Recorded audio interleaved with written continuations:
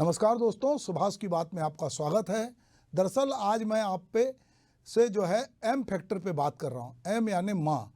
अब ये माँ का मायने क्या है? अगर मैं माँ से आ की मात्रा जोड़ता हूँ तो माँ हो जाती है, पर मैं यहाँ बात कर रहा हूँ राजनीति में कुछ माँ की।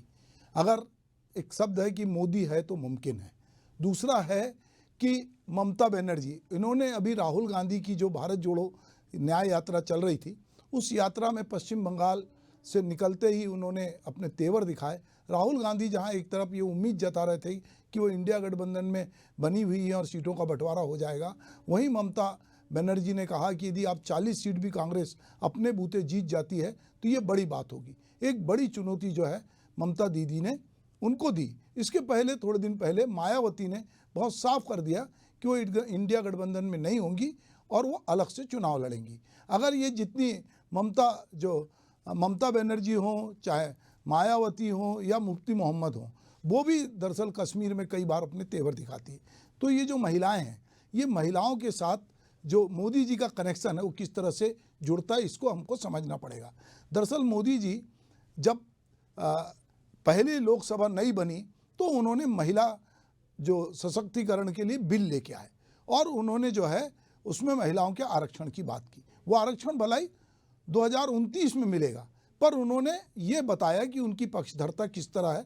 और उन्होंने जब नई लोकसभा का पदार्पण किया तो उसमें सबसे पहला लोगों को लग रहा था कि शायद एक देश एक चुनाव का बिल लेकर आएंगे, पर वो महिलाओं के आरक्षण का बिल लेकर आए और उन्होंने महिलाओं को अपनी ओर आकर्षित किया। और यही वजह है कि अभी जब हमने देखा एक सेमीफाइनल हुआ विधानसभा का, तो उसमें जो राज्य थे वहाँ पर ये जो तीनों चारों राज्य थे उसमें महिलाओं ने एक बड़ा रोल अदा किया। उन्होंने वोट भी ज़्यादा डाले और भाजपा को तीनों राज्यों में, चाहे हम राजस्थान की बात करें, मध्य प्रदेश की बात करें, चाहे छत्तीसगढ़ की बात करें, सब जगह महिला वोटरों की वजह से जो है बीजेपी जीती। तो सवाल ये है कि अब ये महिला वोटरों की वजह से क्यों जीती? तो अगर हम मध्य प्रदेश की बात करते हैं तो वहाँ पर लाडली बहना योजना चल रही थी, जो महिलाओं में बहुत लोकप्रिय थी और महिलाओं के लिए बहुत सारी योजनाएं आई। उसके बाद हमने देखा कि अभी जब एक महिला वित्त मंत्री निर्मला सीतारमण ने जब बजट घोषित किया तो उन्हें लखपति दीदी योजना लेके आए।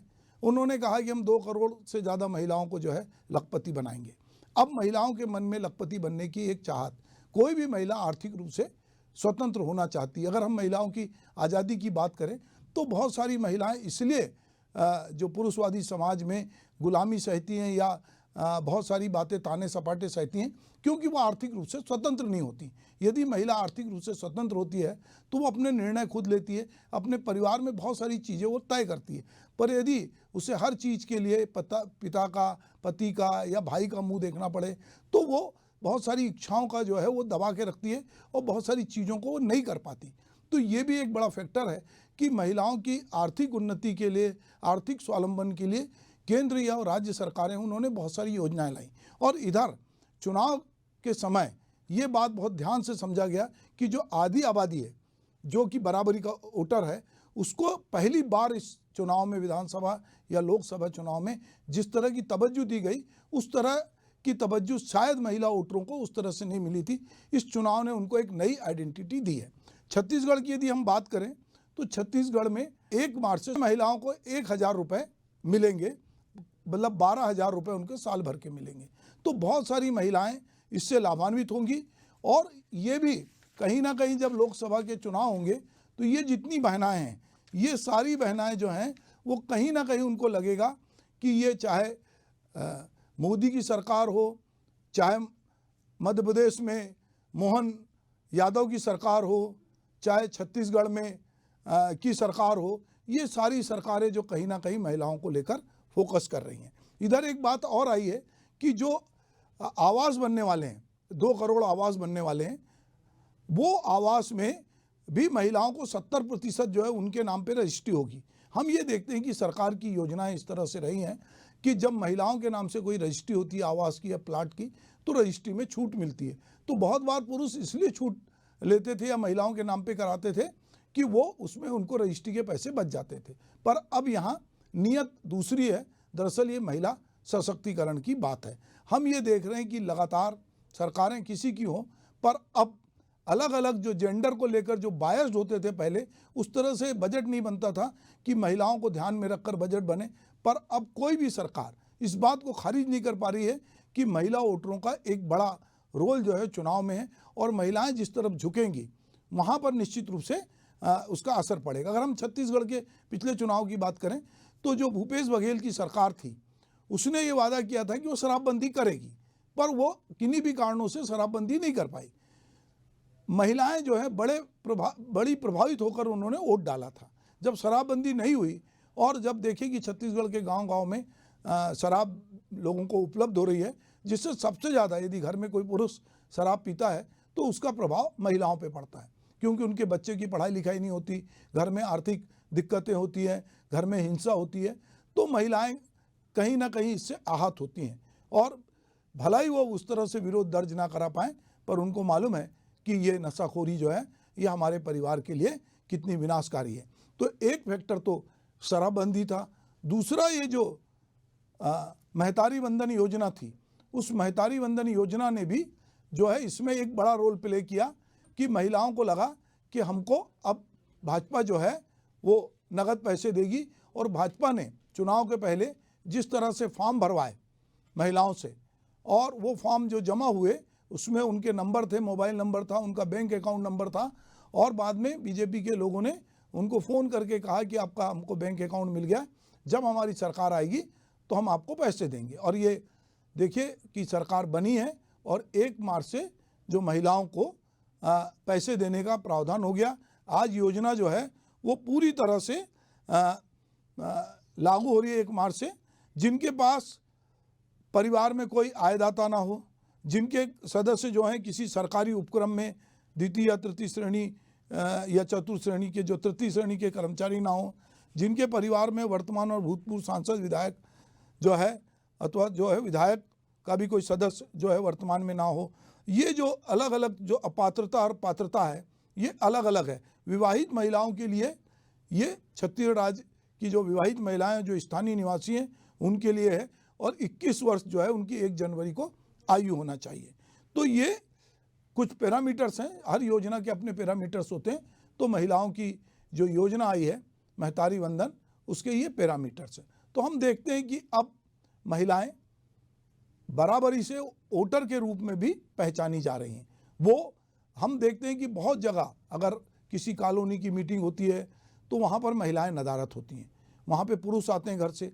बहुत जगह अनेक सभाओं में, सोसाइटियों में महिलाओं की उपस्थिति लगभग नग्न होती है, और वो जो है सारे निर्णय पुरुष लेते हैं उनके बदले।